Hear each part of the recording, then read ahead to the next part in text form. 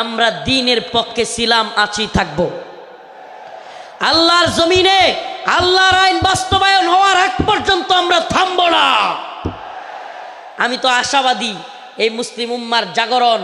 অনেকে বলে হুজুর মাহফিলের প্যান্ডেলে এত মানুষ হইলে লাভ কি, কিছুই তো হয় না। আমি বলি হাসিনার অবস্থা দেখেও বুঝো না? কিছুই হয় না, হয় হাসিনার অবস্থা দেখেও বুঝো না? তোমার কি মনে হয় এই খুঁটা আন্দোলন এত বিস্ফোরণ এটা এমনি এমনি হয়ে গেছে?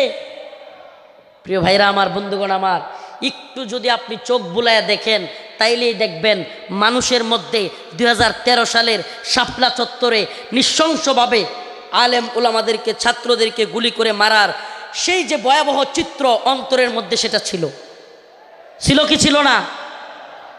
অসংখ্য আলেমদেরকে গ্রেফতার, রিমান্ডের, নির্যাতনের চিত্র তাদের অন্তরে ছিল কি ছিল না?